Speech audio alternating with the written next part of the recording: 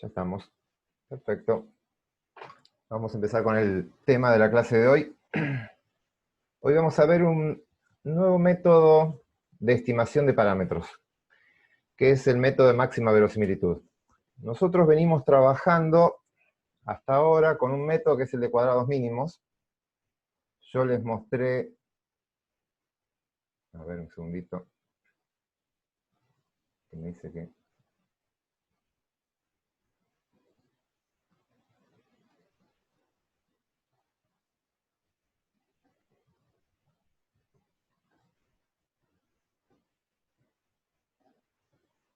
Segundito. Bien, tenemos que ahí sí esté funcionando bien. Les decía, nosotros venimos trabajando hasta ahora con un método de estimación de parámetros, por ejemplo, cuando teníamos una regresión y tenemos que estimar la pendiente y la ordenada al origen de esa regresión, lo que usábamos era el método de cuadrados mínimos. El método de cuadrados mínimos lo que hacíamos era minimizar, generar la recta que minimice, que minimice la distancia entre cada dato, cada observación, y esta recta que queremos fabricar. Y esa distancia, como se compensaba negativos y positivos, la elevamos al cuadrado. Por lo tanto, lo que queríamos era minimizar esta suma. Minimizar los cuadrados de los residuos. Los residuos al cuadrado. Ese era un método. Es el método que se usa clásico, donde calculamos, de ahí se despejan todas las sumas de cuadrados. Lo mismo se hace en ANOVA. El ANOVA lo venimos haciendo con este método atrás. Lo que se está minimizando son los residuos al cuadrado. Es el método que aparece en todos los libros de estadística, introducción a la estadística, porque es el que se puede hacer a mano, los cálculos son sencillos. Pero para estimar todos estos parámetros y para que los residuos, minimizar los residuos genere parámetros que sean confiables, pedimos una serie de supuestos. Dentro de los supuestos, el más fuerte con el que venimos trabajando nosotros es que los residuos, la población de residuos, sean independientes y normalmente distribuidas, con media cero, por ser un residuo, pero con una varianza constante. Y esto no siempre ocurre. Hay un montón de situaciones donde algo de esto falla. Y les voy a contar algunas nomás de estas situaciones.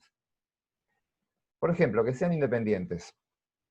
Es un supuesto fuerte y van a ver, cuando empiecen a trabajar ustedes con sus datos y hagan sus propios ensayos, van a ver que esto muchas veces se pierde, no tienen independencia. Por ejemplo, si tiene un individuo que lo siguen viendo, no un individuo, ¿no? Tiene una cantidad de individuos, 10, 20 individuos, pero lo que empiezan a hacer es medirlos a lo largo del tiempo, es decir, tiene una secuencia temporal de observaciones, las observaciones de cada individuo no van a ser independientes.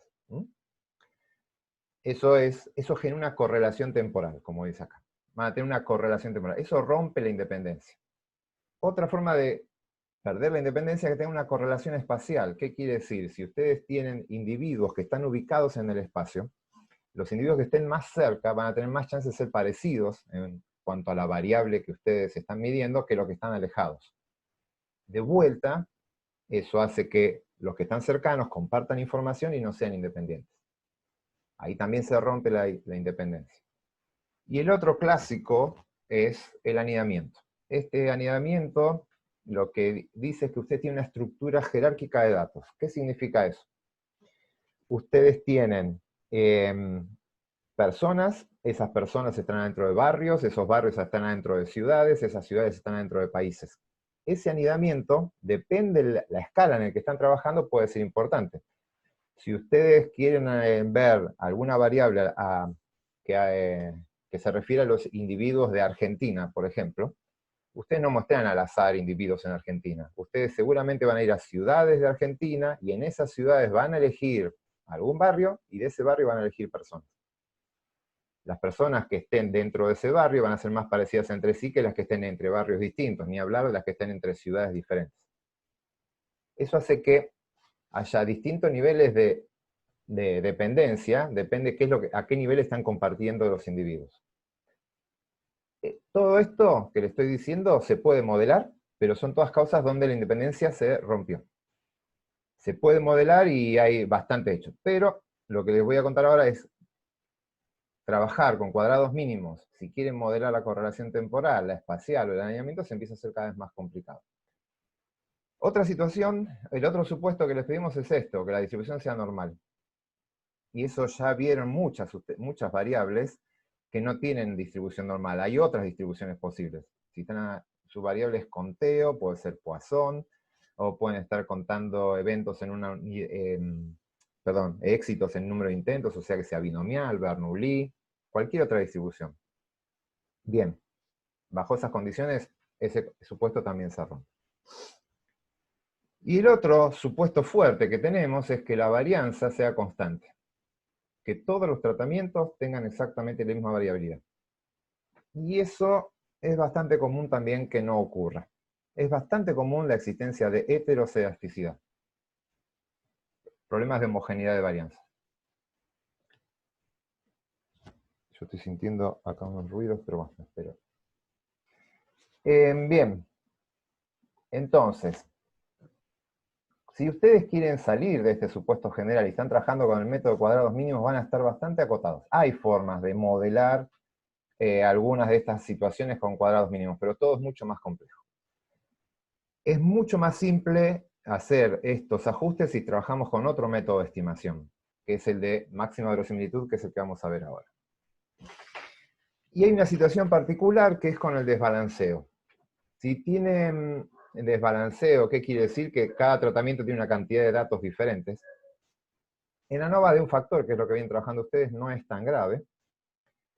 Pero, como vamos a ver más adelante, que vamos a trabajar con ANOVAs de 2 o más factores, nosotros vamos a trabajar con 2 factores, ahí el desbalanceo es muy fuerte. El efecto del desbalanceo es muy fuerte, si están trabajando con cuadrados mínimos. Así que esto de lo que estamos mostrando acá, de pérdida de ortogonalidad, sumas de cuadrados y todo eso, eso lo vamos a ver más adelante. Pero sepan que van a tener problemas si trabajan con ANOVAs de 2 factores desbalanceados y están trabajando con cuadrados mínimos. Bien, entonces, para todo eso vamos a ver otro método, que es el método de máxima verosimilitud. Máxima verosimilitud, ¿qué significa? Lo van a ver como MV, máxima verosimilitud, o ML, maximum likelihood, que es su sigla en inglés. Verosimilitud significa algo verosímil, es algo creíble. Lo que vamos a hacer es buscar a los parámetros más verosímiles, que maximicen la verosimilitud. Vamos a buscar una función de verosimilitud, vamos a crear una función de verosimilitud, esta L, de likelihood, una función de verosimilitud, que nos va a decir qué tan verosímiles son mis parámetros, θ, parámetros, puede ser uno o varios, dado un set de datos y dado un determinado modelo matemático. El modelo puede ser normal, binomial, Poisson, el que sea. Nosotros vamos a trabajar con normal, pero esto es amplio para cualquier otra distribución. Repito el concepto. Vamos a buscar una función, esa función me va a devolver a mí un dato, que es la verosimilitud. ¿Qué tan verosímil es el parámetro, el o los parámetros que voy a estimar, para el set de datos que yo tengo, y para, asumiendo, un determinado modelo? Entonces, suponga que acá tienen la función de verosimilitud, está puesta como logaritmo porque al final es el logaritmo de la verosimilitud lo que vamos a maximizar, pero bueno, no importa. Y lo que tenemos es distintos valores del parámetro, acá. Acá tengo distintos valores de θ. Yo voy a ver que si cambio el valor del parámetro, el modelo, la función va a ir creciendo, y puede ir bajando. Lo que tengo que encontrar es el pico máximo. ¿En qué momento la función de verosimilitud toma el valor más alto? Y ese es el parámetro que yo me voy a quedar. Ese es el parámetro que maximiza la función de verosimilitud. Y eso es lo que vamos a elegir nosotros. Y ahora lo vamos a ver con un ejemplo extremadamente simple, pero es uno de los pocos veces que encontré esto de verosimilitud hecho en forma intuitiva. Así que lo vamos a ver para que quede bien claro. ¿Cuál es el problema de esto? Los cálculos son mucho más complejos. Esto a mano no se puede hacer, prácticamente. Pero a partir de que surgieron las computadoras, se hicieron Ya están en 40. no sé si alguien habló. A partir de que mejoraron el poder de cómputo, esto se hizo mucho más habitual y tuvo un boom muy grande hace unos años con el desarrollo de los modelos mixtos y demás con máxima verosimilitud. Hago una aclaración. Máxima verosimilitud es mucho más, o sea, tiene un techo mucho más alto que cuadrados mínimos. Se pueden hacer muchas cosas con máxima verosimilitud, mucho más que con cuadrados mínimos, pero tampoco es el método que se puede analizar todo. Ya ahora, si uno va a los congresos, ahora va Pilar. Si uno va a los congresos de estadística, máxima verosimilitud es un método, pero ya están apareciendo métodos más sofisticados y más complejos que lo superan. Pero lo que vamos a hacer con esta técnica es mejorar la capacidad de analizar datos que tenemos nosotros. Entonces, como dice acá, es fundamental saber la distribución de la variable con la que estamos trabajando. Así que si van a trabajar con máxima verosimilitud, tienen que saber de distribuciones. Tienen que saber cuál es la distribución de su variable.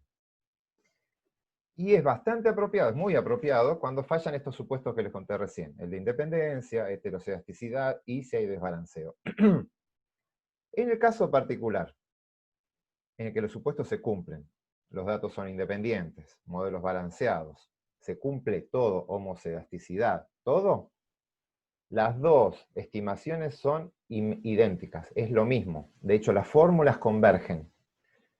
La fórmula final es la misma. Por lo tanto, si están en una regresión lineal simple como las que venimos viendo hasta ahora, o están en una ANOVA de un factor balanceado y homocedástico, maximizar la verosimilitud genera los mismos parámetros que minimizar los residuos al cuadrado.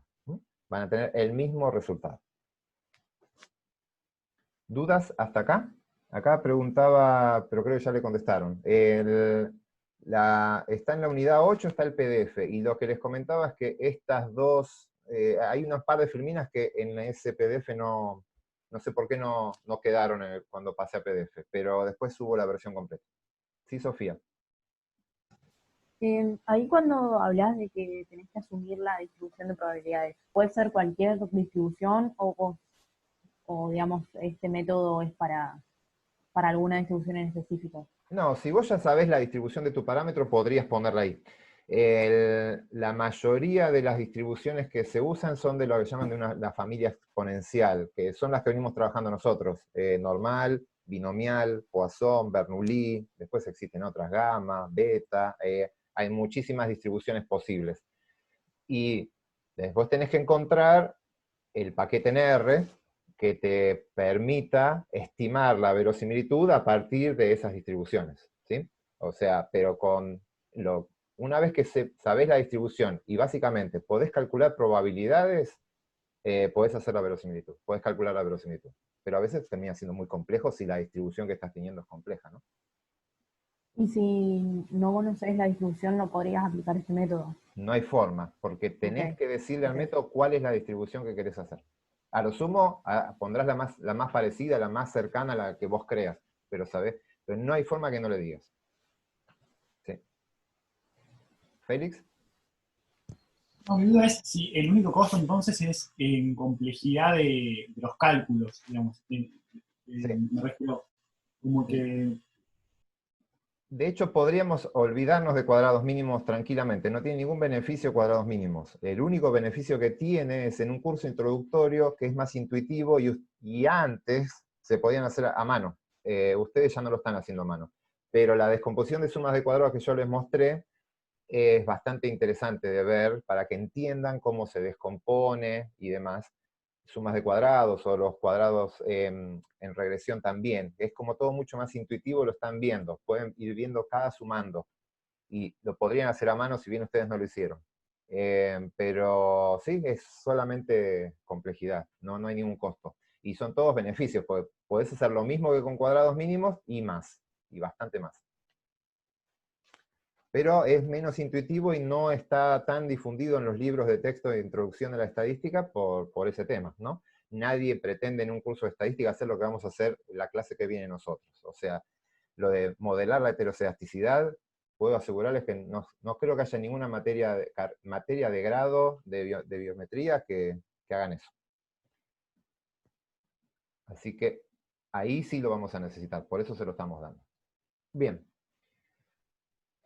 Si vamos bien hasta ahora, vamos a ver un ejemplo de método de cómo aplicar el tema de máxima verosimilitud. Vamos a ver el ejemplo clásico, que ya lo vimos usando un montón de veces, que es arrojar la moneda, arrojar 5 monedas equilibradas y cuento la cantidad de caras. A esta altura, la variable número de caras en 5 en 5 lanzamientos de la moneda, calculo que la mayoría de ustedes saben qué distribución va a seguir esa variable, ¿verdad? A ver, en el chat tiro un coro de distribuciones, salvo los que tengan el PDF, perfecto, ahí van saliendo todos los binomiales. Es una variable con distribución binomial. Lo que tenemos es una variable X, que es número de caras en, bueno, acá faltó, en 5 tiros de la moneda. Asumimos que la moneda está equilibrada, dice acá, moneda equilibrada, por lo tanto, pi, que es la probabilidad de éxito en cada intento, es 0,5. Y n es la cantidad de repeticiones que la fijé yo en 5. Y nosotros tenemos una formulita, cuando antes se hacía a mano, hacían esta fórmula, ahora lo saben hacer en R, y ustedes podrían saber para cada lanzamiento de cada valor de X, cuál es su probabilidad. Ustedes ya saben hacer esto, estos son los parámetros de distribución del modelo, y ustedes podrían hacer tranquilamente esta tabla, podrían en R, o incluso a mano con la formulita, saber cuál es la probabilidad de 0, la de 1, 2, 3, 4 y 5, de todos los valores posibles de la variable. Acá lo que estamos viendo es cuál es la probabilidad que una vez que yo haga este experimento, tenga un 1, un 2 o un 3. Quiero ahora calcular la probabilidad de tener una muestra de binomiales, o sea, varias veces tirar 5 monedas. Entonces, vamos a pasar a la siguiente, que dice, voy a arrojar 5 monedas, pero eso lo voy a hacer 10 veces. Voy a repetir 10 veces el experimento de tirar 5 monedas. Y en cada vez veo el resultado. La primera vez tiré 5 monedas y las 5 veces salieron caras. Después 3, 2, 2. Esta es una muestra. Cada uno de estos es una variable, binomial, pero fue registrada 10 veces. Por lo tanto, lo que tengo es una muestra.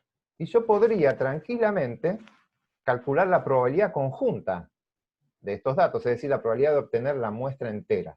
No la probabilidad de obtener cada uno por separado, sino la muestra en total. ¿Qué tan probable es obtener un 5, 3, 2, 2, 4, 1, 1, 3, 3, 4 si tiro 10 veces 5 monedas?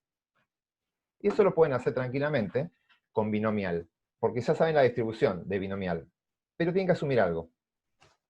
Recuerdan que yo lo que voy a decir ahora es que salga el 5, y que salga el 3, y que salga el 2. Ese y implica intersección. Por lo tanto es un por, voy a ir multiplicando. Pero vimos que el cálculo de la probabilidad se hace bastante más complejo si las variables son dependientes.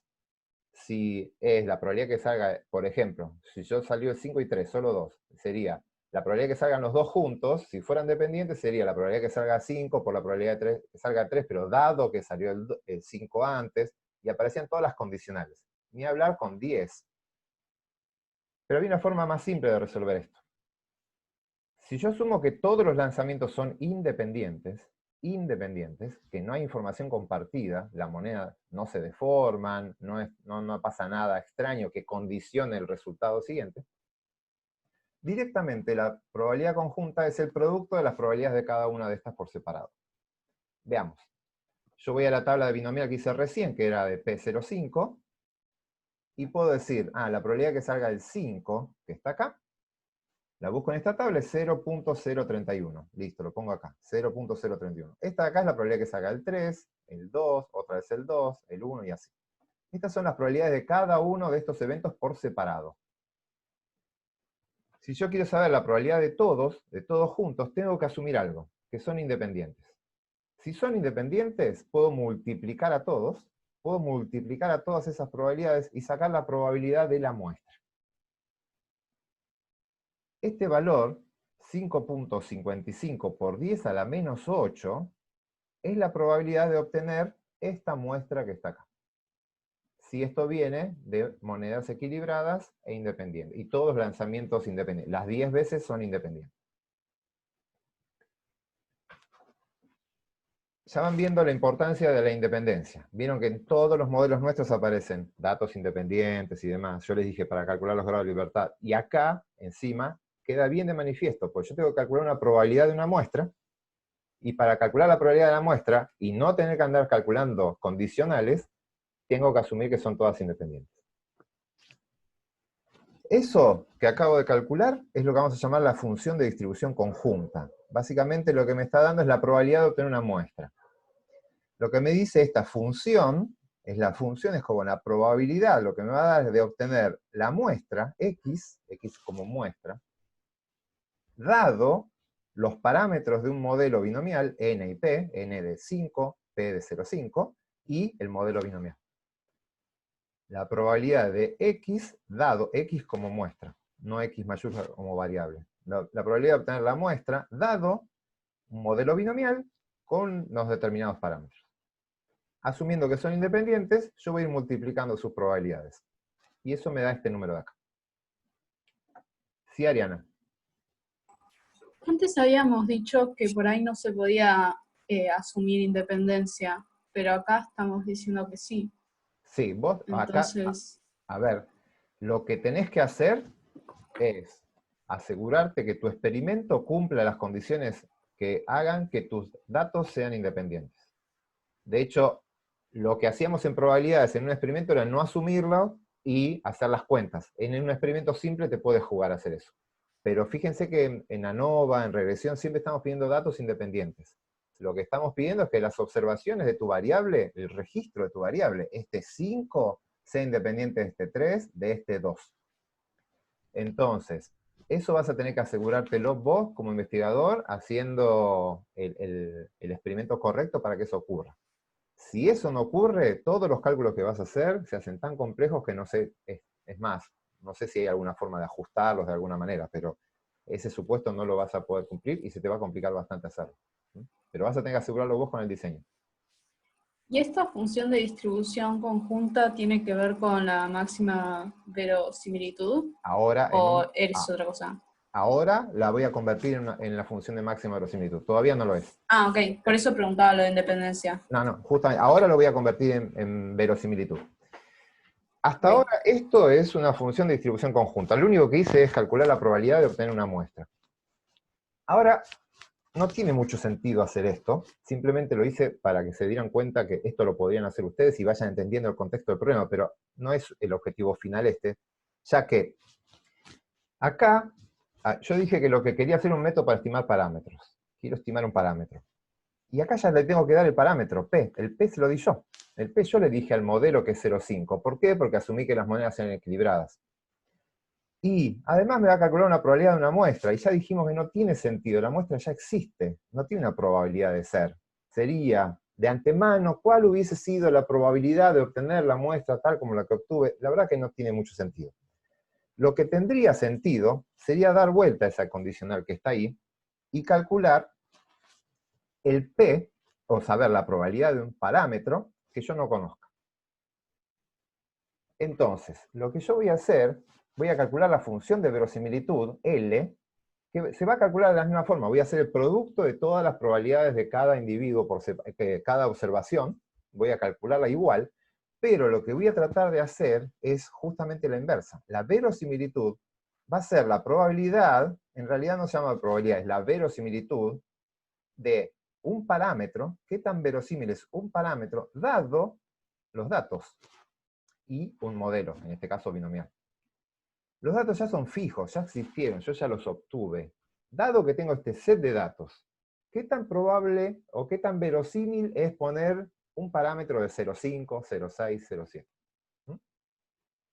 En el ejemplo anterior no tenía sentido, porque si la moneda está equilibrada, es un 0,5. Pero vamos a ver un ejemplo donde eso no va a ser así. Y ahí se va a poner más interesante esto. Por lo tanto, en términos generales, voy a buscar la verosimilitud de los parámetros dado un set de datos y dado un modelo. Bien. Vamos a ver este ejemplo. Esta planta que está acá es una planta leguminosa de la selva amazónica, y lo que tiene es, ese fruto tiene 5 semillas, siempre. Vamos, sí, Gustavo, antes de empezar con esto. No, es que no termino de entender por qué lo calculás de la misma manera. Incluso volver a la filmina anterior. es como que ahí no termino de entender por qué L se calcula de la misma manera, incluso con los mismos números. Eh, Porque, sí, lo que vamos a hacer ahora, en el otro lo que hacíamos era, habíamos puesto fijo el parámetro. El parámetro se lo dimos nosotros, que era 0,5. Y lo que empezábamos a ver era la probabilidad de obtener la muestra. Ahora lo que vamos a hacer es lo siguiente, vamos a asumir que la muestra ya está fija. La muestra ya existió. Entonces, lo que voy a hacer, no es que lo vas a calcular de la misma forma, ahora te voy a mostrar, no voy a calcular de la misma forma, porque lo que tengo que hacer es cambiar el valor del parámetro.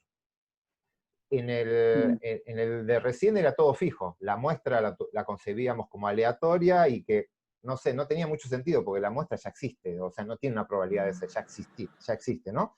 Pero ahora lo que voy a hacer es, voy a asumir que la muestra está fija, y lo que voy a hacer es cambiar el valor del parámetro. Voy a poner distintos valores del parámetro. Y voy a calcular distintas probabilidades, no me van a dar los mismos números. Pero simplemente sí voy a hacer es, dado este set de datos, ¿qué tan verosímil es este parámetro? ¿Mm? A ver, vamos a verlo ahora y lo charlamos en un segundito. Les planteo el problema y les muestro cómo es que lo estoy haciendo al revés. Entonces, repito, esta planta tiene 5 semillas, siempre. Vamos a asumir que eso es siempre, que es constante para simplificarlo un poco. Y lo que interesa estimar es cuál es la probabilidad que una semilla germine. Biológicamente me interesa esto. ¿Qué tan probable es que una semilla de esta planta germine? Por lo tanto, lo que quiero estimar es el pi, o sea, esto es una de vuelta. Puedo contar número de semillas germinadas entre 5 semillas plantadas. Eso es una variable binomial. Y lo que quiero es estimar el pi. Entonces, tengo que tener una muestra. ¿La muestra qué hago? Agarro 10 frutos de estos, 10 frutos al azar, independientes entre ellos, no todos del mismo árbol, ¿no? O sea, bien, un diseño que me asegure que la información de cada uno de esos 10 frutos va a ser independiente, va a tener información novedosa. Los 10 frutos, todas las semillas de esos 10 frutos las pongo a germinar en forma independiente, todos bien separaditos para que no haya ningún problema, y obtengo estos datos. El primer fruto, de las 5, 3 germinaron. En el segundo, las 5 germinaron, y así, 2, 4, 4 y demás. Ahí tengo los 10 valores que obtuve de mi variable, que es número de semillas germinadas entre 5 plantadas. Bien, estos datos ya son fijos, no voy a asumir que son aleatorios, ya ocurrieron, ya está. Estos existen. Dado este set de datos, lo que voy a hacer es mover los parámetros, el valor del parámetro. ¿Qué parámetro tengo que mover? El N y P. El N lo tengo que dejar fijo, porque todos tienen 5 semillas, no lo puedo mover. Lo que voy a mover es el que me interesa estudiar a mí, que es la probabilidad de que una semilla germine, o sea, pi. Pi va a ser lo que lo voy a considerar como voy a testear distintos valores de pi, y voy a ver cuándo maximiza mi función de verosimilitud. ¿Con qué valor arranco? Acá yo lo voy a hacer a mano, lo voy a hacer a prueba. Después vamos a ver que hay un método como para no hacer estas pruebas. Pero vamos a probar ensayo y error. Voy a arrancar, bueno, obviamente asumo que la distribución es binomial, esto ya lo charlamos. Voy a arrancar probando con un P de 0,5, porque se me ocurrió, no hay nada que diga que el P tiene que ser 0,5. ¿Sí? Vamos a suponer que el P es 0,5. Hay alguien que prendió la cámara ahí. Le voy a... listo. Vamos a suponer que el P es 0,5, repito, porque sí, para arrancar por algún punto. Si el P fuera 0,5, puedo usar la misma tabla que tenía antes, pero ahora lo que en vez de tiros de la moneda es número de semillas germinadas. Asumo que, por azar, la mitad germina y la otra mitad no. No tiene ningún sentido biológico, simplemente arranco por ahí. Uso esta misma tabla. Entonces, ¿qué tan probable, dado que el P es 0,5, poniendo un P que es 0,5, qué tan probable es obtener estos resultados? Listo, calculo la probabilidad de 3, la tengo acá, es 0,31, acá está la del 5, la del 2, 4, 4, y obtengo las probabilidades de todas estas. Multiplico estas probabilidades, y para un P de 0,5, la verosimilitud L es de 5.55 por 10 a la menos 9. Esta muestra, que está acá, para generar esta muestra, el parámetro de 0,5 tiene una verosimilitud de 5,55 por 10 a la menos 9. Bien. ¿Esa es la máxima verosimilitud? Todavía no lo sé. Lo que voy a hacer es probar con otros valores del parámetro. Voy a cambiar, en vez de 0,5, voy a probar con 0,7. Digo, vamos a ver qué pasa con 0,7. Hago la tablita binomial para 0,7, y estas son las probabilidades que obtengo con 0,7, para la misma muestra. Hago todas las cuentas y me da 1,85 por 10 a la menos 6. Estaba en menos 9, ahora es menos 6. Perdón, acá aparece P. Esto es pi. Me quedo de vuelta del viejo formato. Esto es pi. Pi es 0,7. Con el pi de 0,7 es mucho más verosímil que el pi de 0,5 que tenemos acá. Este estaba por 10 a la menos 9, ahora estamos en 10 a la menos 6. Por lo tanto, el pi de 0,7 es más verosímil. Vamos a probar con otro valor. Pruebo con 0,8, me dio este valor. Me pasé. Bajó un poquito. Entonces bajo a 0,75, me da este número. Bajo a 0,73, no cambia. Pruebo con 0,74, empeora. La idea es que puedo probar con distintos valores de pi, no p, pi, y obtengo esto.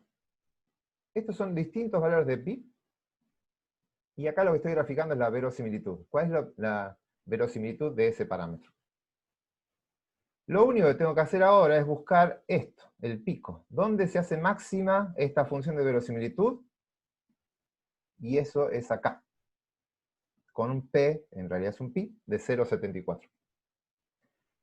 0,74 es el valor del parámetro que maximiza mi función de verosimilitud. Por lo tanto, 0,74 es el parámetro el valor del parámetro que estoy estimando yo. ¿Sí, Lautaro? Sí, entiendo la lógica, pero me cuesta entender por qué sí o sí, porque es más probable que con ese parámetro obtenga esta muestra, tiene que ser ese y no podría ser. Es más probable que se encuentre en ese rango entre 0,6 y 0,9, pero ¿por qué sí o sí tiene que ser el pico si podría ser una muestra al azar que no sea la más probable para un parámetro? Sí, pero esto, fíjate que acá estoy diciendo esto. Dado esta muestra, este es el Sí, más verosímil.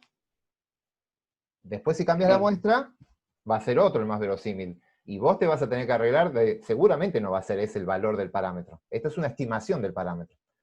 Es la estimación puntual. Después vos podés hacer un intervalo de confianza y hacerles otras cosas. Claro. Pero la estimación puntual para este set de datos es esta.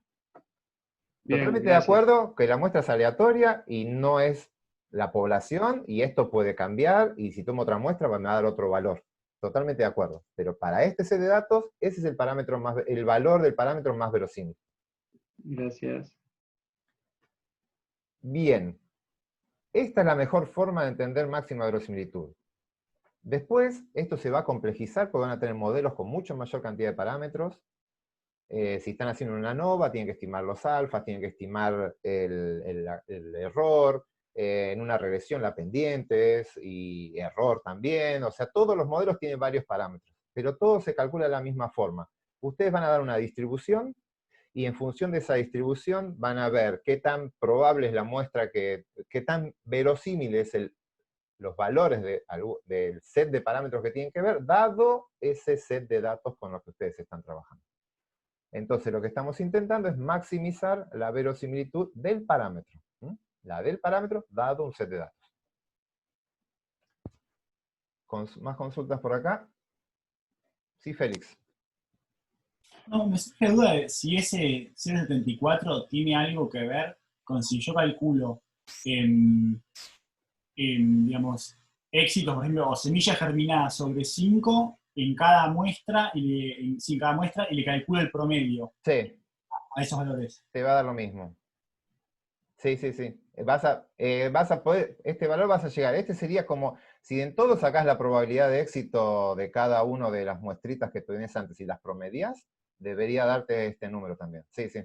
Sí, en estos casos sencillos vas a tener muchas formas de llegar al mismo resultado, porque todos los métodos convergen. El tema es de los métodos más complejos. Con esto puedes seguir avanzando y con los otros se te empiezan acá. Pero sí, esto seguramente sea el promedio de las probabilidades de éxito de los 10 cositos de ahí. María Sol. Sí, escucha. ¿Sí? Si me quedó una duda, ¿el valor de L que fuiste calculando vos se hace con el producto de las distintas probabilidades? Sí, sí, sí. Ah, ok. O sea, en sí el cálculo es igual a cuando decías lo de función de distribución conjunta. Claro, es para que vean eso. Cuando hago la función de distribución conjunta, les muestro que pueden multiplicar las probabilidades. Pero después hago la inversa, perdón, no es que hago la inversa, cambio la función de verosimilitud, es básicamente lo que me permite a mí, es pongo como variable la parte de arriba al parámetro y voy cambiando el valor del parámetro y dejo fijo a los datos. Entonces, cambian las cuentas porque las probabilidades son distintas. Para un parámetro de 0,5, la probabilidad de tener 5 éxitos es distinta que la de 4 si el parámetro fuera de 0,8.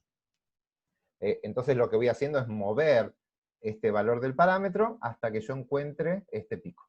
Pero las cuentas es exactamente eso. Siempre tenés que multiplicar todas estas probabilidades que calculé acá son el producto de 10 probabilidades. El tema es que cada una con un parámetro distinto. ¿Sofía? Sí, ahí se escucha, ¿no? Sí.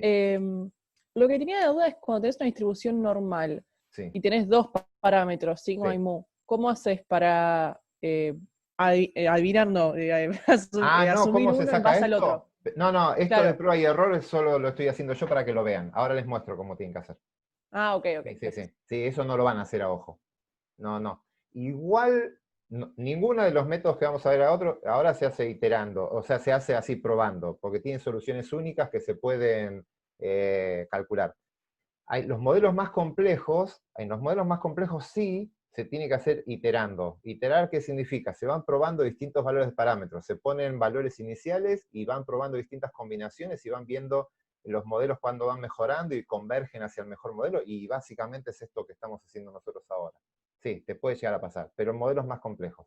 En los que vemos nosotros ahora es lo que viene ahora, que esto tiene una solución única. ¿Gustavo? Yo lo que me preguntaba era por los supuestos de este modelo, Sí. porque sí me habías dicho que, o por lo menos yo interpreté que nos estábamos tratando de liberar del supuesto de independencia, y sin embargo recién Ok. dijiste que tenían que ser independientes. No, Y está bien. una segunda parte de la pregunta que está relacionada es, vos decías que tomamos de diferentes plantas y qué sé yo, y por eso eran independientes, pero ya hacer una binomial sobre un determinado fruto, ya ahí no tenés independencia porque las semillas provienen de una misma planta, me parece a mí, ¿no? Sí, sí. A ver, vamos por partes.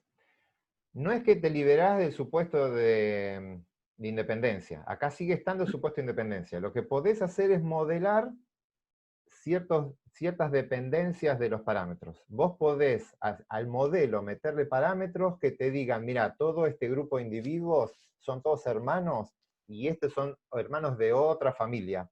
Entonces, la dependencia que hay entre hermanos es distinta que la que hay entre familias.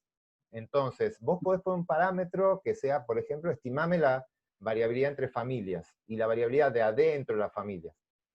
Todo eso se le puede modelar, no es que te liberás, quizás me expresé mal, no te liberás del supuesto de independencia. El supuesto de independencia lo tenés, pero vos podés introducir al modelo ciertos parámetros, que con este método los podés estimar, que te van a contemplar esa información y te van a permitir analizarlo. No estás libre del supuesto. Eso tiene que quedar claro. El otro era, con respecto a la binomial. Adentro de una binomial, dentro de las 5 plantitas de la binomial, entre ellas todas vienen del mismo fruto. Así que están relacionados entre sí. Pero yo lo que estoy asumiendo es que la probabilidad es constante dentro de ese fruto. Dentro de otro fruto es constante, dentro de otro fruto es constante. Lo que voy a querer estimar es ese valor de pi promedio para la población. Pero eso ya queda claro que es constante. Lo que tiene que ser independiente es lo que saqué de esta semilla con respecto a la otra semilla. Si esta semilla tiene una probabilidad de éxito del 30%, no me tiene que dar ninguna información sobre la otra semilla que voy a agarrar. Si la otra semilla va a ser también 30, o va a ser mayor, o va a ser menor. Esa es la independencia que voy. Pero claramente esto ya se sabe, que dentro de esa planta los datos son dependientes porque son de la misma planta. Sí, pero eso está bien, no es problema.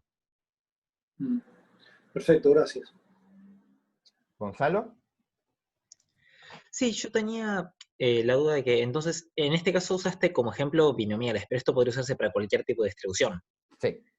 Y en el caso de tener dos parámetros o más, habría, o sea, se usa para sacar un parámetro y los demás habría que fijarlos, ¿no? Se hacen, sí, no, tenés que sacar todos los parámetros. O sea, Ah, se hace la probabilidad de todos los parámetros y después podés ver si hay una cierta correlación entre los parámetros y demás. Sí, claro, o sea, significa. podés elegir fijarlos o no para, dependiendo de qué querés De sacar. hecho, sí, se empieza, el cálculo de cómo se hace, sí, tiene que ver, pero vos podés poner un set grande de parámetros, obviamente después tenés que tener datos para que te los respalden, ¿no? Tenés suficientes datos para estimar esta cantidad de parámetros, pero vos podés poner muchos parámetros y después te estima la cantidad de parámetros. Si fueran independientes es todo mucho mejor, porque podés fijar uno y al otro no le va a pasar nada, pero si son dependientes esos parámetros, están relacionados, tenés que estimarle una correlación incluso entre los parámetros, para Claro. corregir esa falta de independencia.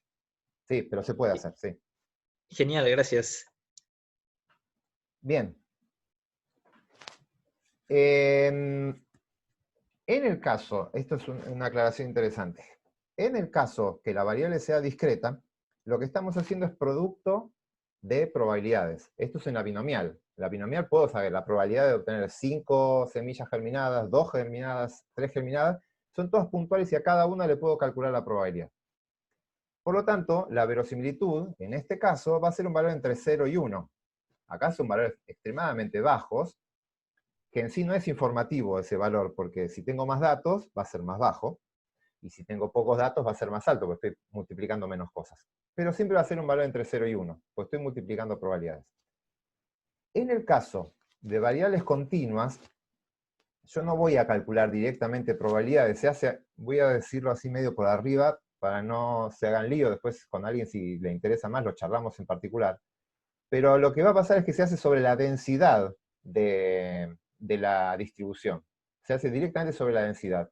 Y esa densidad no toma valores entre 0 y 1, por lo tanto, la verosimilitud no va a estar acotada entre 0 y 1. Así que, en el caso este simple, que es binomial, y multiplicamos probabilidades por ser discreta la variable, sí va a estar entre 0 y 1. Y ahora eso les voy a contar, porque va a tener una consecuencia en lo que vamos a ver más adelante. Bien. Normalmente no vamos a trabajar con la verosimilitud directamente.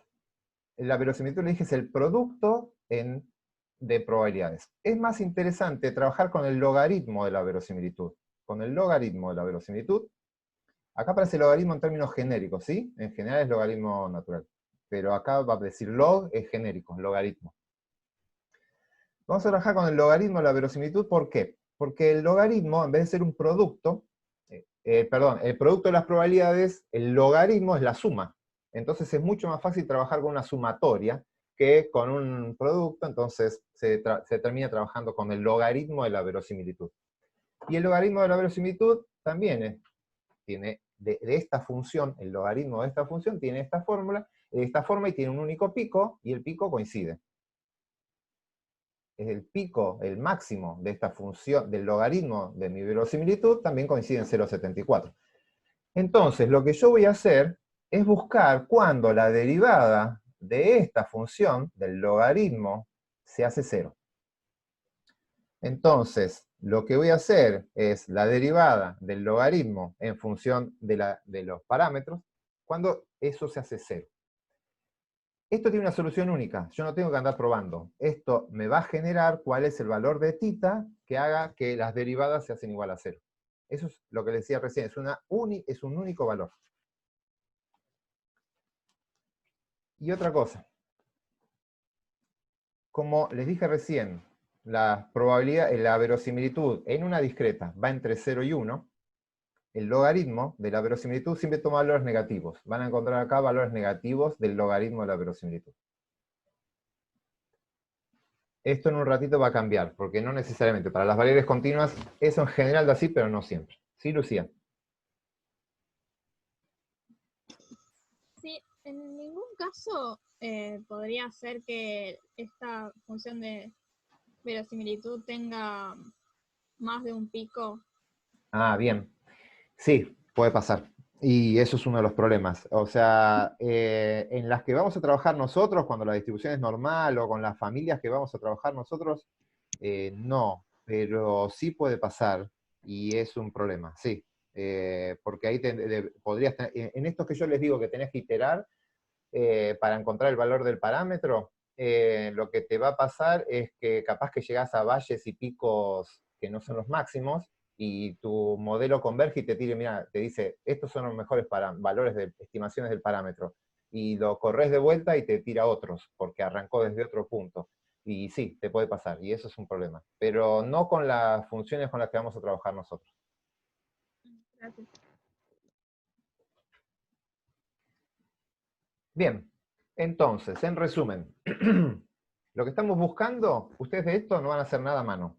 Lo va a hacer de vuelta, como ya venimos haciendo todo, lo va a hacer el R, y le vamos a buscar, le vamos a pedir simplemente que use una función que estime por máxima verosimilitud o que por cuadrados mínimos. Pero básicamente lo que vamos a hacer es buscar el valor del parámetro, el parámetro de los parámetros, que hagan más verosímil, más probable, el resultado obtenido. O sea, que maximice la probabilidad de haber obtenido la muestra que obtuvimos. Para ello entonces usamos esta función de verosimilitud L, o su logaritmo, y vamos a fijarnos donde el valor del parámetro que maximice esta función. Entonces vamos a elegir el valor del parámetro para el cual el logaritmo, la verosimilitud o su logaritmo nos dé el valor más alto. Esto es importante. Estas estimaciones requieren tamaños de muestras grandes. No sé, igual, no es gigante. Si tengo un solo parámetro no es tan grande, pero a medida que suman parámetros, tienen que sumar cada vez más datos para que la estimación sea insesgada. Es decir, lo que conocemos como un estimador insesgado es que la esperanza de ese estimador sea el parámetro. Si empiezan a trabajar con muestras chicas, las estimaciones no son tan buenas. Ni hablar si tienen muchos parámetros para estimar. Hay algunos números mágicos que hablan que tienen que tener más de 10 réplicas por cada parámetro que quieran estimar. Pero bueno, de vuelta son números mágicos, eso va a depender de la distribución y de la complejidad y demás. Pero si es una restricción, no se puede trabajar con pocos datos para hacer esto. El problema que tiene esto es que las estimaciones de los parámetros están bien, salvo las varianzas. Cuando ustedes tienen que estimar una varianza, este método da la varianza sesgada. ¿Qué es lo que hace? Cuando estime una varianza, vieron que la varianza era distancias al cuadrado dividido grados de libertad, n-1, la de la muestra. La de la población la estimábamos dividiéndolo por n. Este método, si ustedes les piden que estime una varianza, le va a estimar la varianza como si fuera, los datos que le dan es la población. No tiene forma de saber que le están dando una muestra. Entonces le va a estimar la varianza dividido n, no la dividido n-1. Entonces les va a dar una varianza menor, una estimación de la varianza menor. Recuerden, y si no revisen, cuando vimos estimación de varianza, la estimación de varianza dividido n era un estimador sesgado. El insesgado es el que va dividido por los grados de libertad, por n-1.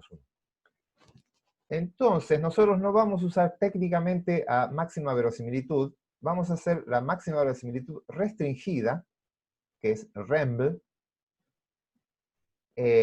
Esta verosimilitud restringida lo que hace es ajustar el valor de las varianzas para que lo haga sobre los grados de libertad y no sobre el n. Simplemente eso. Cuando van a ver que las distintas funciones le van a dar la opción de usar REML o ML en inglés. ML es Maximum Likelihood y esto es la restringida, Restricted o algo así, Maximum Likelihood.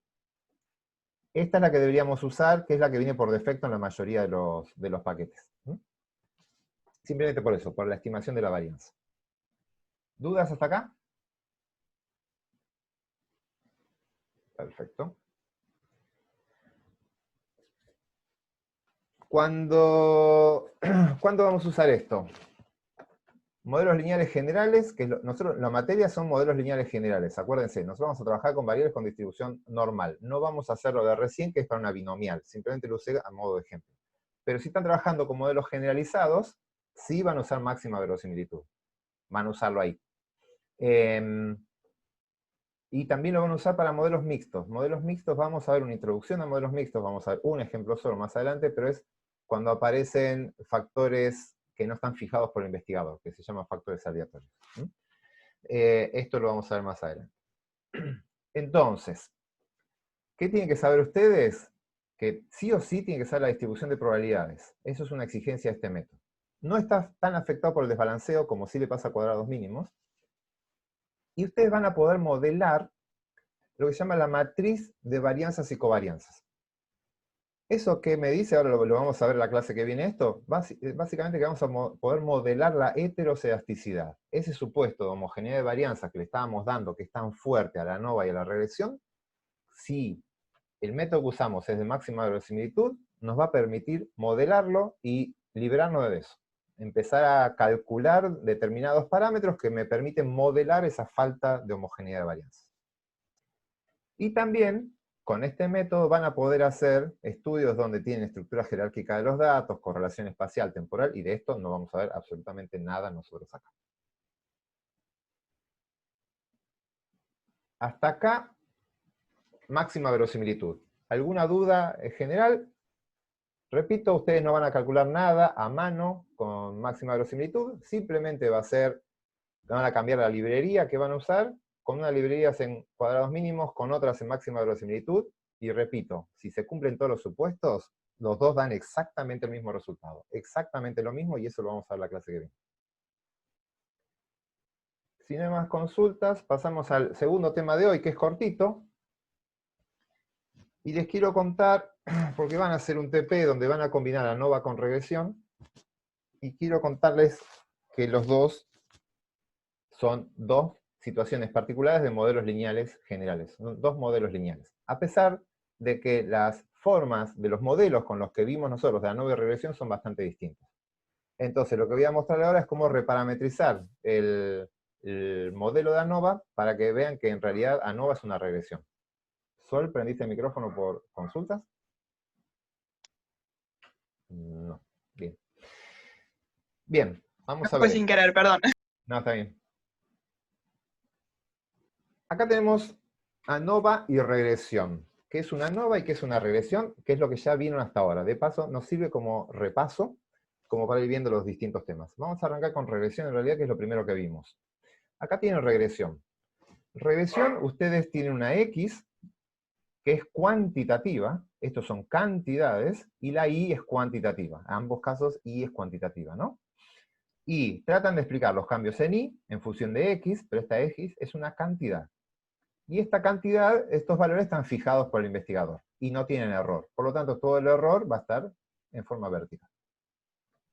Y lo que nosotros vamos a hacer es buscar una recta, esta recta, que tiene una ordenada al origen, acá está al revés, beta 0, más una pendiente, y esta recta lo que va a tratar de hacer es pasar por la esperanza de Y. La esperanza de Y dado X.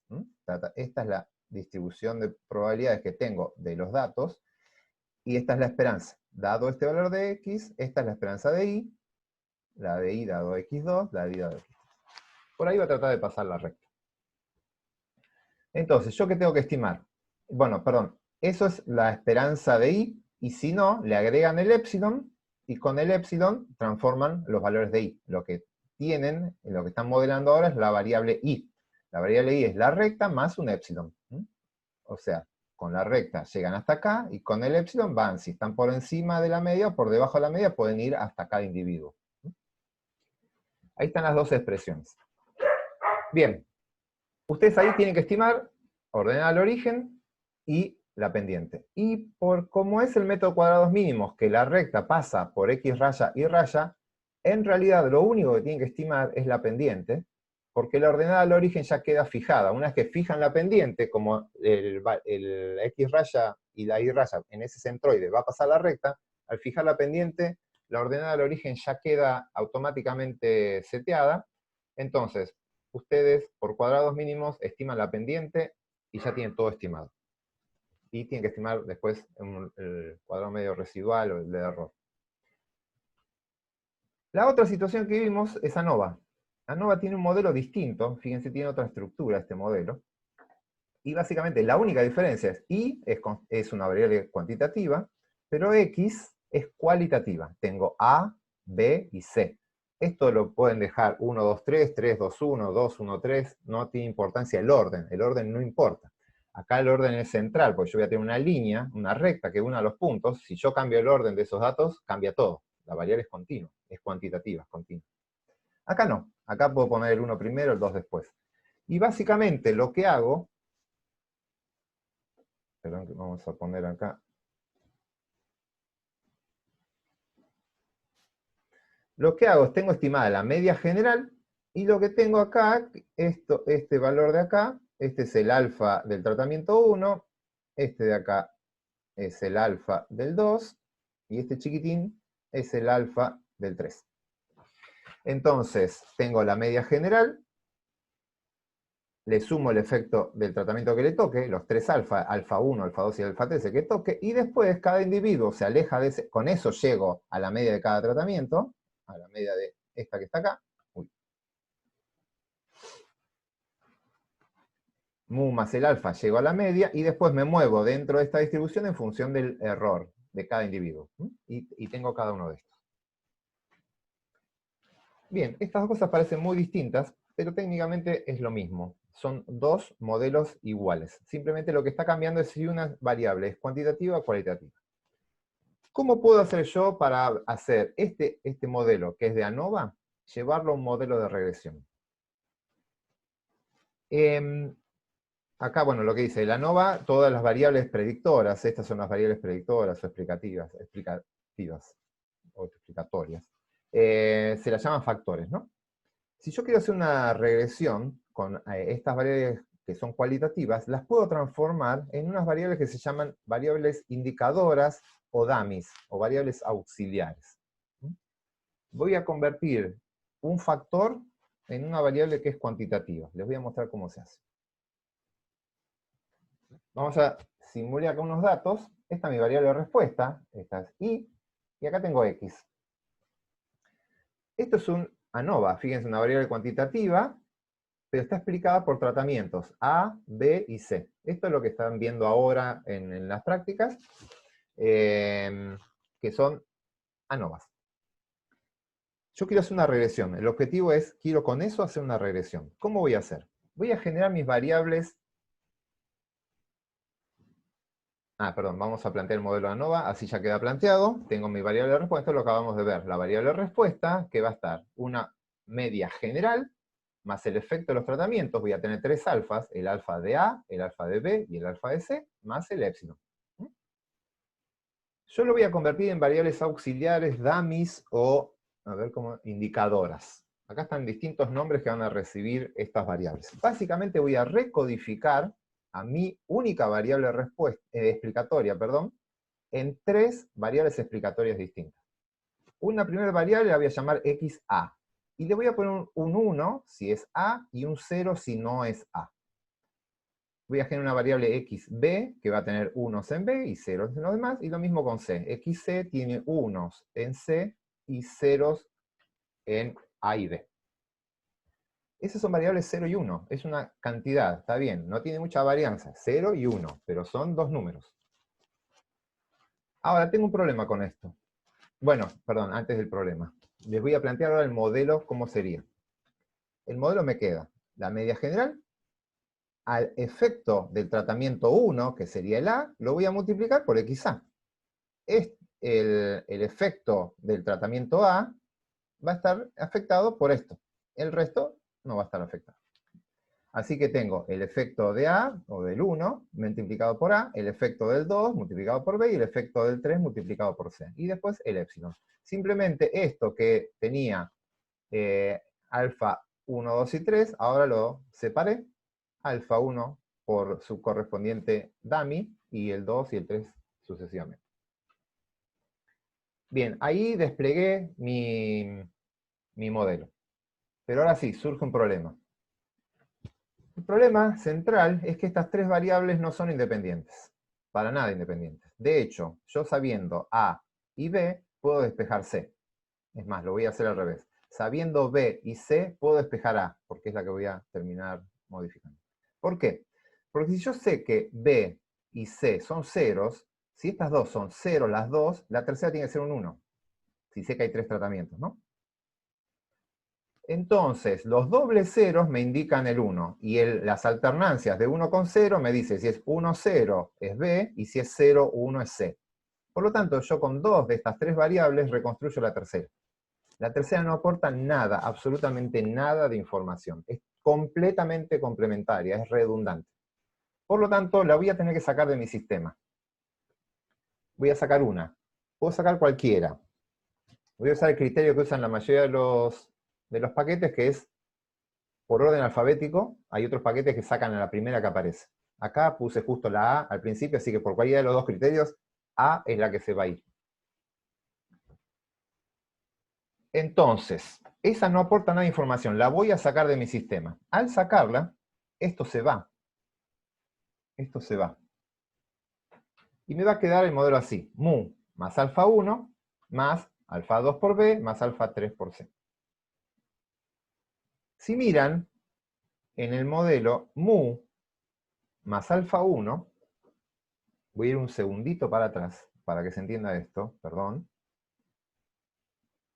Acá. Si yo tengo mu, que es este valor, le sumo alfa 1, en este caso se lo resto, llego a este punto. Esto que está acá es mu 1. Entonces mu más alfa 1 me da mu 1. Mu más alfa 2 obtengo mu 2, mu más alfa 3 obtengo mu 3. Por lo tanto, esto que estamos viendo acá, mu más alfa 1, no es ni más ni menos que la media del tratamiento que eliminé. Es la media del valor que saqué. De la variable, perdón, auxiliar que saqué. Y el resto me queda igual. Pero, al hacer esto, de sacar estas variables, acá me faltó, fíjense que acá aparece un prima, estos alfas cambiaron un poquitito. Y ahora les voy a mostrar bien gráficamente por qué. Entonces, lo que hago es, reformulé ahora mi variable respuesta, y va a estar dada por esto que está acá, que es una constante, más esto que tenemos acá, que es un modulador de una variable 1, con su modulador, más una variable 2 con su modulador. Si miran esto, ahora lo voy a mostrar bien, pero básicamente, si olvídense de esta parte, miran esta primera parte, esto se parece mucho a constante más variable por un modulador. Esto puede ser ordenada al origen más pendiente por x. Esto es una regresión que está acá. Lo único que la regresión tiene dos variables. Si ustedes todavía no vieron modelo, no van a ver variables regresiones con dos variables. Pero esto es una regresión múltiple. Lo que tiene acá es una constante y una x con una pendiente, una segunda x con una segunda pendiente, más un error. Y esto lo podemos ver gráficamente. Armé este gráfico, a ver si logramos que esto se entienda bien. Este es el gráfico que vimos recién. Este es el alfa 1, y con mu más alfa 1, llego a mu 1. Y así puedo ir construyendo todos. Y lo que hago es ver si estos alfas difieren y demás. Lo que hago con este sistema es reescalar esto. En vez de trabajar centrado esto en mu, lo voy a centrar en mu 1. Esto está centrado en mu 1. Me planto acá. Y los alfas ahora aparecen con este prima, porque no son los mismos alfas ahora, cambiaron, no es este mismo valor de ahí. Ahora el alfa es la distancia que hay entre esto y esto. Esto es el alfa 1 prima. Perdón, alfa 2 prima, el alfa 1 no está. Y este que está acá es el alfa 3 prima. ¿Y qué es? La distancia entre la media del tratamiento 2 con respecto a la media del valor de referencia que usé yo, que es la media 1. Esta media 1 es mi nuevo valor de referencia, y lo que hago, voy a hacer la distancia entre ese valor de referencia y la muestra 2. La media 2. De ese valor de referencia con respecto a la media. ¿Sí, Sofía? Sí, yo tengo una duda, o sea, esto lo estamos haciendo para relacionarlo con lo de regresión, o siempre, o sea, yo había entendido, hoy justo vi una parte donde explicas el modelo de ANOVA, y había entendido que Y y J, como que era el I para el tratamiento I y el individuo J, y después para otro tratamiento era, no sé, el tratamiento, otro tratamiento, y no sé si me estoy El explicando, como I2J, sí, que había distintas I para cada tratamiento, y sí. acá están todos en... Uy, se me cortó. A ver, No, aclaro. Sí, ahí te escucho. Se va y viene. A ver, que mi duda era si esto, cuando tenés varios tratamientos, se escribe así el modelo, o es solamente para relacionarlo con la regresión. bien, sí, vale la aclaración. Nosotros, el método clásico de ANOVA es este que vimos acá, y ustedes van a resolver todos sus ANOVAs como lo vienen haciendo hasta ahora. Esto no necesitan salir de acá, con esto funciona bien y anda todo bien. Simplemente, esto que les estoy mostrando es algo incluso en teoría, porque en la práctica no vamos a hacer esto, de trabajarlo como si fuera una regresión. Esto es un conocimiento teórico que les estoy mostrando, que un modelo lo puede reparametrizar de distintas formas. Uno puede escribir la ANOVA así, la I, la estoy explicando de esta forma, o puedo explicar la I de esta manera. De todas las formas voy a llegar a predecir los mismos valores de I. Llego al mismo número. La predicción es la misma. Cambiando, obviamente estos alfa van a ser distintos y demás. Pero son dos formas de predecir I. En el práctico van a trabajar con la que ya vieron, ya estuvieron trabajando con esa I, no van a salir de ahí, no se asusten con esto. Este desarrollo que le estoy haciendo es más, si se quiere, teórico, se los vamos a mostrar solo en forma teórica, para que entiendan que una ANOVA y una regresión son dos modelos lineales. Esto que está acá, que no parece un modelo lineal, es en realidad un modelo de ANOVA. Es un modelo de regresión, perdón, es un modelo lineal. Es una suma, una ordenada al origen, más una suma de variables con sus pendientes. Es simplemente para eso, es para que lo vean en forma teórica. No se lo van a tener que aprender, no lo van a tener que hacer ustedes, y ustedes van a seguir trabajando con el modelo de ANOVA que ya conocían hasta ahora. Sí, María Sol. Sí, una duda. No me quedó, entiendo que uno elimina alfa 1 y elimina la variable XA por el tema de que hay redundancia de datos. Pero tal vez me perdí por qué los centraste en U1 y no en el U original. O sea, me perdí cuando borraste el XA, ahí como que me mareé un poco, después por qué U1. Está bien, yo saqué a XA porque no aportaba nada de información, y me quedó el alfa 1 solito. El alfa 1 más, voy a ponerlo acá, esto que está acá es el mu original, la ordenada del origen esta que está acá, más el alfa 1. Como los dos son constantes, y me habían quedado sueltas en el modelo, no varían de unidad experimental en unidad experimental, son constantes, yo las sumé. Y al sumarlas, las constantes me quedó mu1. Y ahí se me cambia la escala, se me reescala esto. En vez de estar centrado en mu, ahora pasa a estar centrado en mu1. Pero eso, como saqué esa variable que era redundante, el alfa 1, que es una constante, quedó solito, sumé las dos constantes y me quedó la nueva constante que es mu1. Sí, Ahí está, claro. ahí entendí. Gracias. Sí, yo lo que no entiendo del todo es cuando llamás a, le pones el valor de x1, x2 o x3, el valor 1 o 0. Sí. En el eje X, ¿no siguen siendo variables cualitativas? Acá están los tratamientos, ¿sí? Esto sigue siendo, ahora, sí, ahora me falta, ahora les voy a contar bien dónde están. Esto sigue siendo ABC, esto no cambió. Ay, se me adelantó. Bueno, acá, ahí se apareció la recta. Acá están las rectas de regresión que estamos hablando. Esto es una regresión múltiple. Voy a cerrar el tema y a ver si no queda claro, lo seguimos charlando. Pero básicamente, esto es una regresión múltiple, y ustedes acá lo que tienen, mu1, esta es una ordenada al origen, esta es una pendiente, y esta variable auxiliar, es mi variable x, que es cuantitativa, es 0 y 1. Y esta que está acá, esta partecita, me genera esta recta que está acá. Porque ahora la ordenada al origen está acá, en mu1. Y esta pendiente está dada por este valor de acá, que es el alfa, que me genera esta pendiente. Voy a limpiar un segundito para que esto quede más limpito. Entonces, acá quiero hacer otra aclaración. Yo les dije que es lo que acabo de borrar. Este valor de acá, pero de acá hasta acá, este valor, esto es alfa 2. El alfa 2'. Este alfa 2 es una diferencia de dos medias, ¿sí? Es la diferencia entre la media 1 y la media 2. Es una diferencia de medias. Pero cuando tengo así una regresión solo con dos puntos, este y este, que sería un 0 acá y un 1 acá, la diferencia de medias es lo mismo que la pendiente. ¿Por qué?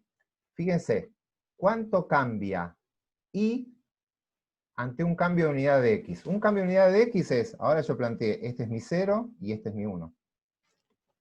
Un cambio de unidad de x es esto. ¿Y cuánto cambia y? Es esto. Este alfa, como esto vale 1, esta distancia es de 1, este alfa se transforma en la pendiente. No sé si me siguieron con ese razonamiento. Entonces, hablar de la pendiente de una regresión es lo mismo que hablar de una diferencia de medias como estamos acostumbrados en una ANOVA.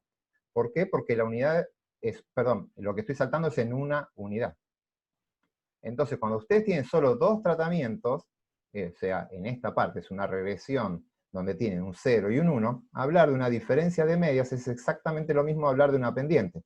Por lo tanto, cuando analicen esta diferencia de medias, lo que están viendo es esta pendiente de acá. Y cuando analicen esta otra, con este mu y con esta otra parte, lo que están haciendo es esto. Para ese otro modelo, este es el 0 y este es el 1. Y lo que tiene es esta recta que está acá. Y esto que está acá es el alfa' 3, es cuánto cambia y por el cambio en unidad de x. Por lo tanto, esto que es una diferencia de medias también es una pendiente. Entonces, esto lo podemos, perdón, voy a limpiar acá.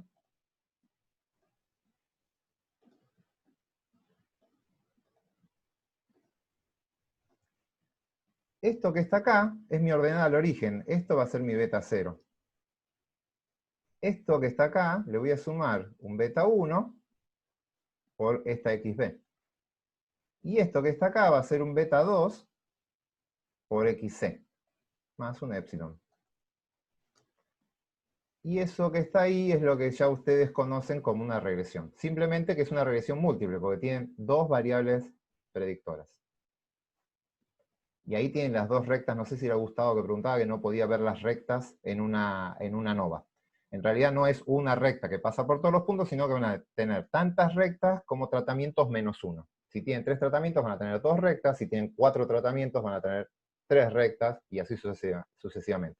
Lo que hacen es, fijan uno como ordenada al origen, y todos los otros los usan para calcular los delta de medias. ¿María? Sí, se me cortó Wi-Fi, así que capaz que ya lo preguntaron. Una chica le había preguntado en el chat. Cuando sacás el XA, vos dejás el alfa 1. Sí. Pero eso no sería como si XA fuera 1 siempre.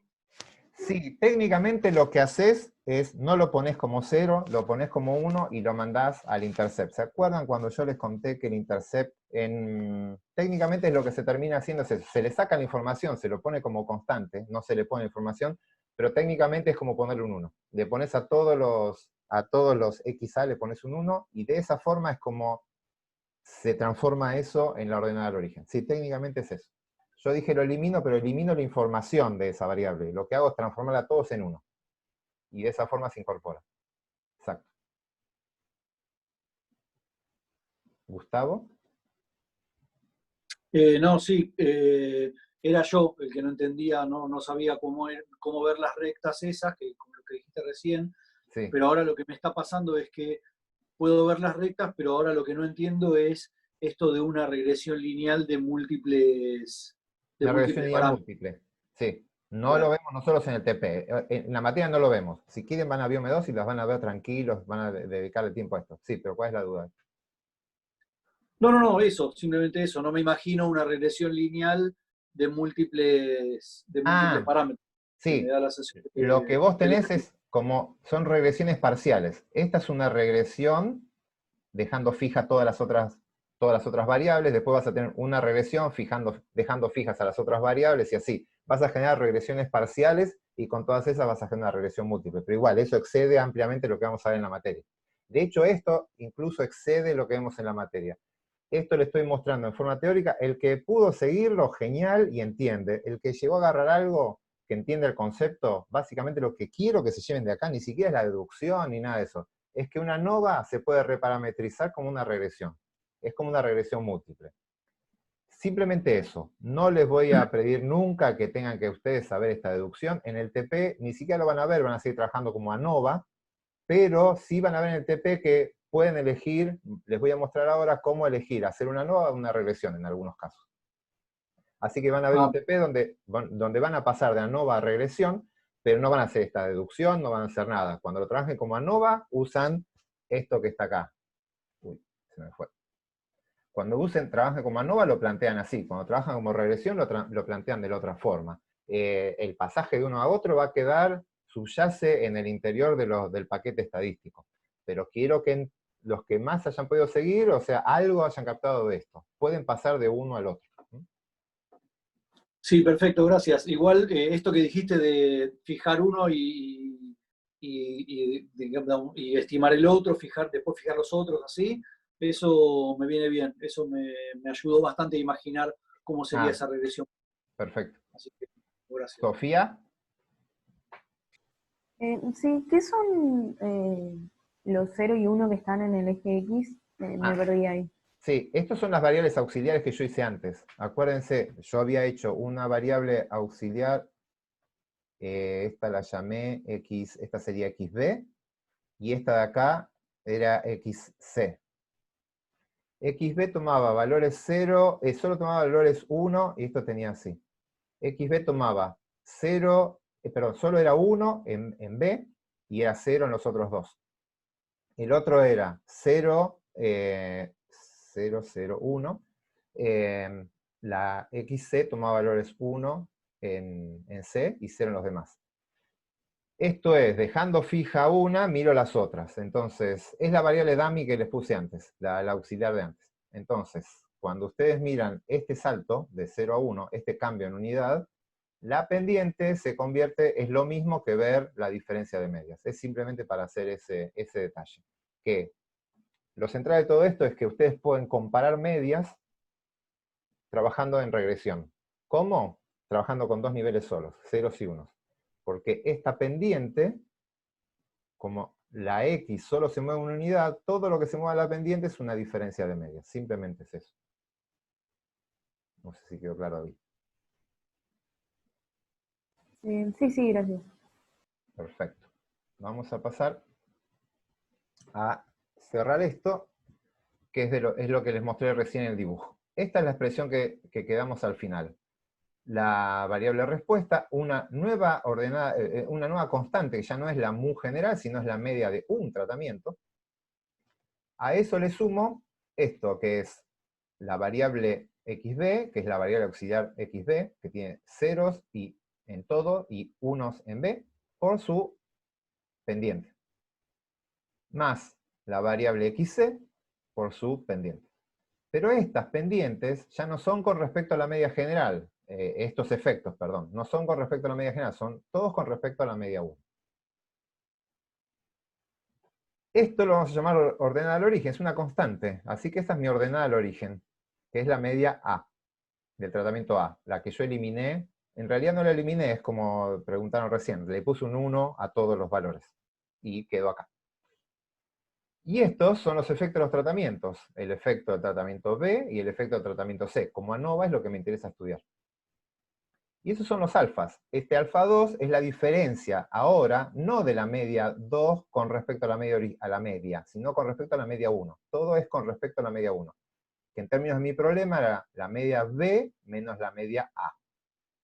Y este de acá, el alfa 3, es la media 3 con respecto a la media 1, que es la que quedó de referencia. En mi ejemplo es la media C menos la media del tratamiento A.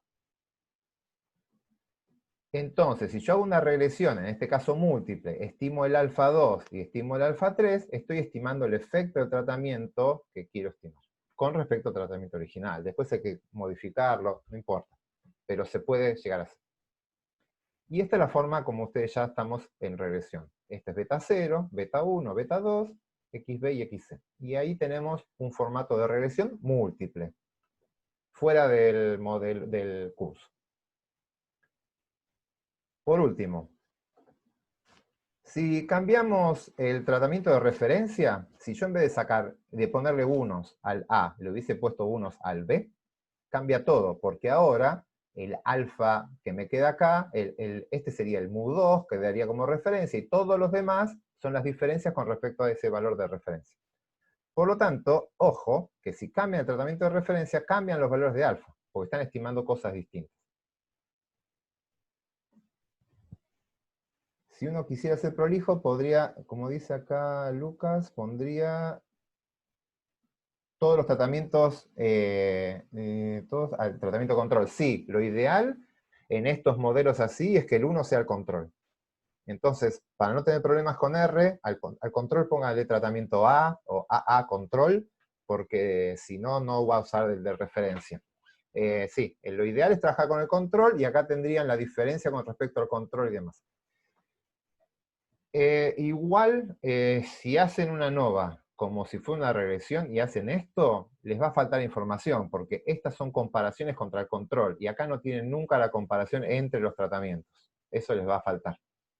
Y tendrían que hacer contraste como hicimos nosotros. Por lo tanto, si el modelo de ustedes es el de ANOVA, trábajenlo con el modelo clásico, que es lo mejor. Lo que tiene de bueno esto es que no solo es entender qué es lo que pasa, sino que pueden mezclar acá variables cuantitativas con variables cualitativas, y podrían hacer toda una mezcla de variables sin techo. Y en cambio nosotros, como lo estamos viendo como dos mundos separados, regresión es cuantitativa, ANOVA es cualitativa, nunca podríamos trabajar con un modelo que tenga una variable cual y una cuanti. Entonces, con esta forma pueden mezclar variables de distinto tipo, y se les amplía el panorama. Una vez hechos los cálculos, podríamos calcular la mu general. A ver, les hago una aclaración con respecto a eso. Ya con esto terminamos todo lo de hoy. Tenemos un rato todavía, así que puedo ampliar un poco, y no sé si adelantar un poco de la clase. No, de la clase que viene venimos bien. Hay un problema con los ANOVAs cuando uno quiere estimar los parámetros. No. Voy a borrar acá. El problema es el siguiente. Si uno hace una ANOVA, en realidad acá tiene que estimar la media general, tiene que estimar la media de este tratamiento, el efecto de este tratamiento, tiene que estimar el efecto de este tratamiento, y tiene que estimar el efecto de este tratamiento. Por lo tanto, con 3 valores, que son 3 medias, tengo que estimar 4 cosas. Estimar la media y 3 efectos. Que está acá. Tengo que estimar este número y 3 efectos de acá. Eso no se puede hacer, técnicamente no se puede hacer. Lo que se hace, el modelo hace internamente, termina haciendo esto que estamos haciendo nosotros acá. Nunca estima la media general, lo que estima es una media de un tratamiento, estima una media y 2 alfas. Eso sí lo podemos hacer. Estimo una media más 2 alfas. Y después se reconstruye todos los demás. Pero los parámetros que se estiman con estas 3 medias es una sola media y 2 alfas. Y después todo lo demás se calcula. Pero técnicamente uno no puede hacer esto. Es un diseño de rango incompleto que se llama. O sea, no se pueden estimar todos los parámetros de una ANOVA. Sí en una regresión. En una regresión sí se puede hacer, pero en una ANOVA no. Entonces, técnicamente lo que se hace en el fondo es esto que estuvimos viendo ahora. Fijamos un valor de mu, de referencia, y lo que hacemos es mirar todos los demás contra ese valor de referencia. Y después se hacen contrastes, se hace todo lo demás. Bien, ¿consultas de esto? Perfecto. A ver, ¿me ponen el horario, por favor? Ahí. Ah, igual voy a dejar de compartir esto. Sí, Milagros. Tengo una pequeña duda, no sé si es que no lo entendí bien o qué, pero en el tema este que vos decías de que XA, XB y XC, una de ellas es redundante. Con Sí. el tema de que si ves que tal vez la primera te da 0, la segunda te da 1, ya sabes que la tercera te da 0. Sí. Si la primera te da 1, ¿no serían las otras dos redundantes? Sí. Porque ya sabes que es... Para esta parte de tus datos, sí. Con la primera sabes los otros dos, pero para esta parte no, porque esta tiene 0 y no sabes si es un 0 en B o un 0 en C. Claro. Entonces, Sí, para entiendo toda que la sean variable, algunos casos. para una parte sí, obviamente, para los unos, todo lo demás es no informativo, pero para el total de la variable, no. En cambio, con estas dos, te digo toda la otra variable. Con dos, te digo la tercera totalmente es no informativa. Siempre, digamos, podés sacarlo siempre. Siempre, para Claro, todos los valores. Por eso sacas una sola y no haces nada más. Claro, exacto. Perfecto. Nada de eso. ¿María? Sí, de vuelta con lo de sacar XA, que dijiste como que lo igualás a 1, Sí. pero en realidad si XA siempre es 1, es como que las otras dos son 0 siempre. No saco esa información, no le agrego información, está bien lo que decís. No es que yo lo que hago es, le pongo todos unos y en los otros les respeto los ceros y los unos. No es que las paso a 1, y no es que es informativa la variable. Con ponerla en 1, básicamente lo que hago es poner un 1 acá en este modelo y lo que hago es sacarla del sistema. O sea, no deja de ser informativa. Entonces, esta la transformo en un 1 y este sistema se me hace una constante. Simplemente es para eso. No es que a esta las voy a transformar todas en 0. Estas siguen aportando la información novedosa que traen. Es donde son 0 y 1, eso es novedoso. Lo que hago es le pongo unos acá y todo este combo se transforma en una constante que es mu1. Es simplemente eso. Pero técnicamente piensen como que la saqué del sistema. No aporta información, entonces no voy a leer nada de la información de ahí. La información la sigo leyendo en los otros, si son ceros o si son unos. Sí, si no lo tendría que cambiar todos a los demás a 0. Y serían totalmente redundantes todas. Y perdería toda la información que tengo ahí. Bien. Ok, gracias. Consultas. A ver. No tenemos mucho. Si quieren, podemos cortar acá. Porque empezar con el tema nuevo no tiene mucho sentido y tenemos toda la clase que viene para verlo, que es el de modelado de varianzas. Así que no tiene sentido adelantar la clase que viene. Lo que voy a hacer es corto la grabación ahora y quedan para consultas de temas anteriores el resto de la clase. Así que voy a cortar la grabación.